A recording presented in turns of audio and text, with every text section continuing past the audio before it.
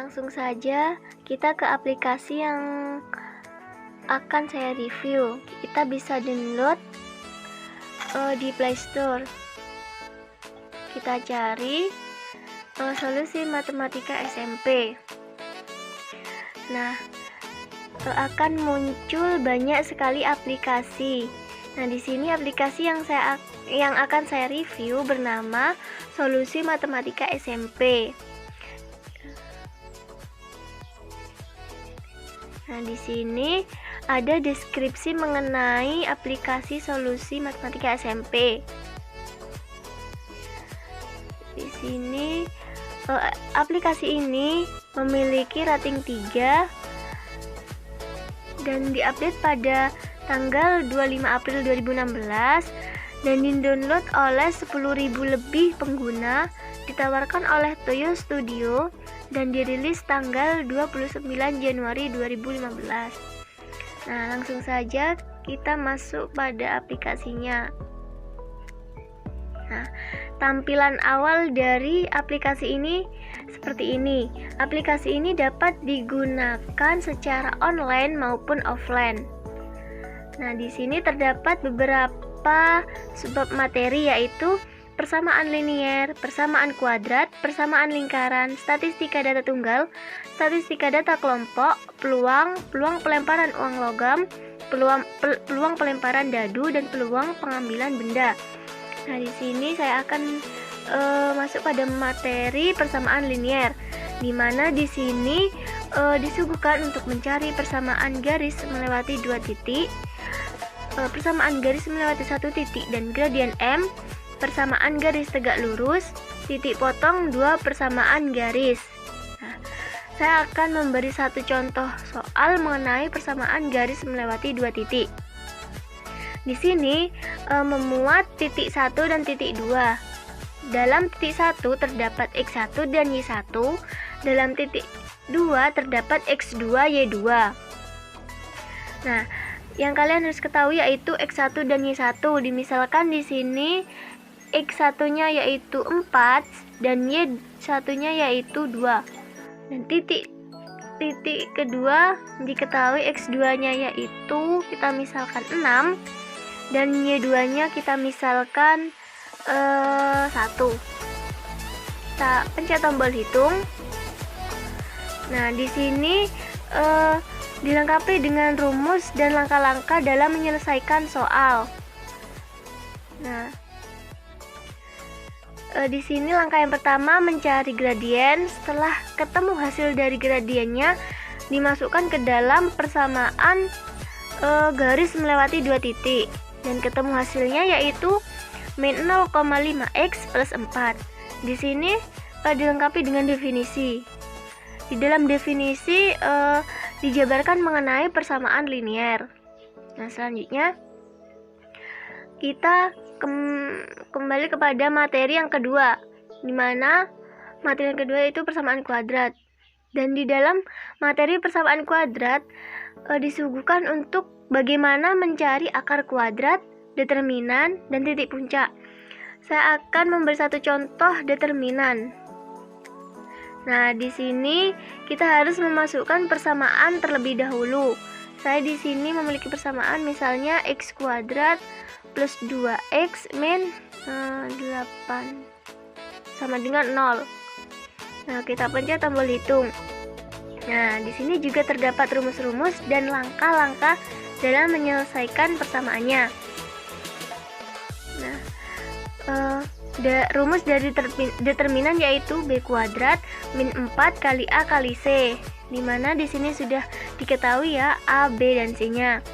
Dan ketemu hasil dari determinan dari persamaan tersebut yaitu 36. Di sini juga terdapat definisi.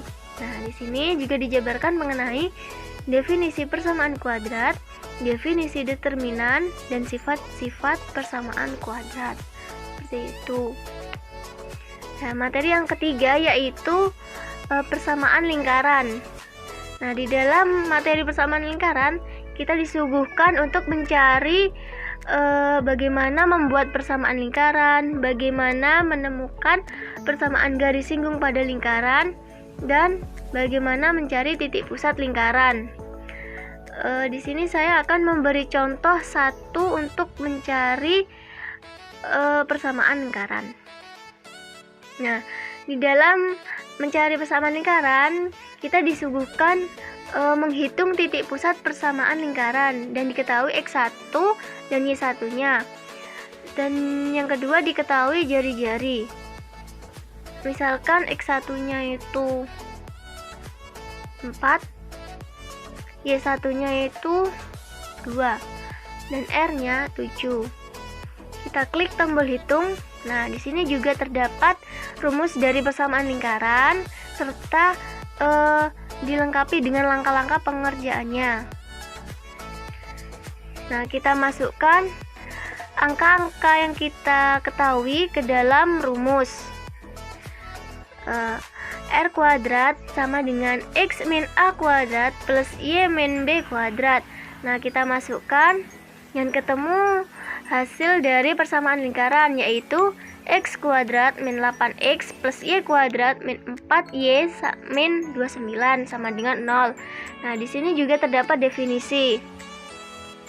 Nah, definisi di dalamnya yaitu menjabarkan mengenai persamaan lingkaran dan sifat persamaan lingkaran, seperti itu.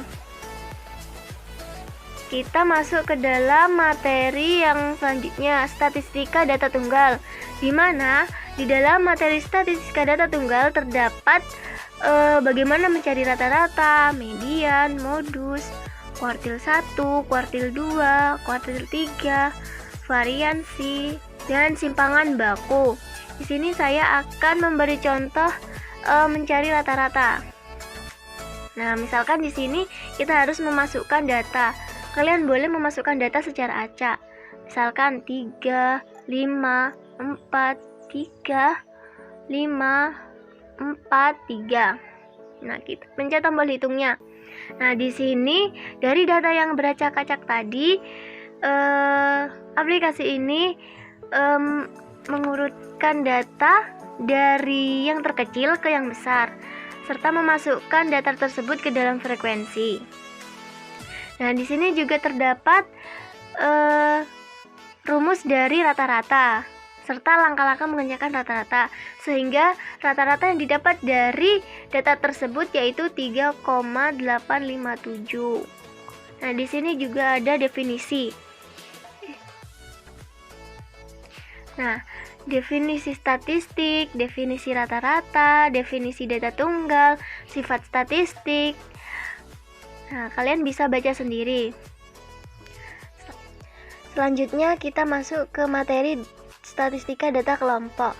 Di dalam statistika data kelompok ini memuat tabel distribusi, rata-rata, median, modus, variansi atau keragaman, dan simpangan baku. Di sini saya akan mencontohkan modus.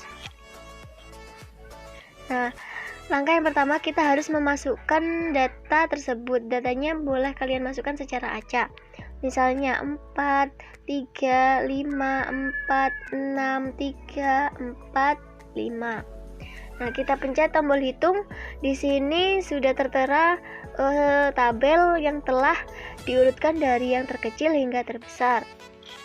Nah, di sini juga dilengkapi dengan langkah-langkahnya serta penyelesaian dari soal tersebut.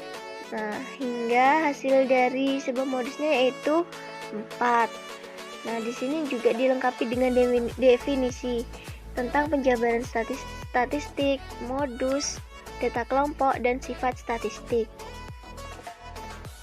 Kita masuk ke peluang. Nah, peluang di sini ada permutasi, kombinasi, permutasi kata sama, dan permutasi siklis.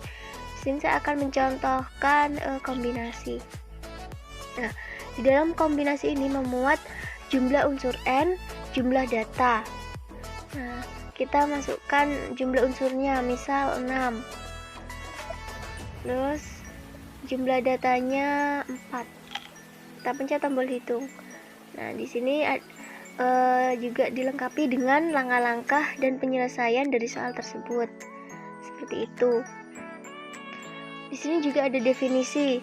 definisi tentang kejadian, ruang sampel, definisi probability suatu kejadian, dan definisi kombinasi. Selanjutnya, materi peluang pelemparan uang logam dan peluang pelemparan dadu ini isi dari materinya itu sama, cuman yang membedakan bendanya. Di sini saya akan mencontohkan dari pelemparan dadunya. Di sini jumlah pelemparan, terus masukkan sampel uji coba. Nah, di sini saya akan jumlah pelemparannya 1, sampel uji cobanya misal genap 2. Kita pencet tombol hitung. Nah, di sini ada langkah-langkahnya juga hingga ketemu hasilnya. Nah, di sini juga ada definisinya. Definisi tentang kejadian, rank sampel, dan definisi probability suatu kejadian. Setelah itu, nah, materi yang terakhir yaitu peluang pengambilan benda. Di dalam materi peluang pengambilan benda ini terdapat 2, yaitu pengambilan tanpa pengembalian, pengambilan dengan pengembalian. Nah, di sini saya akan mencontohkan pengambilan tanpa pengembalian. Nah, di sini terdapat 2 warna, merah dan biru. Misalkan saya di sini mempunyai 6 merah dan 5 biru. Nah, sampel pengambilannya misal 2 merah dan 3 biru. Kita klik tombol hitung. Nah, di sini juga terdapat langkah-langkah dari penyelesaian soal tersebut. Di sini juga ada definisi. Nah, definisi tentang kejadian, ruang sampel, dan definisi probability suatu kejadian. Seperti itu.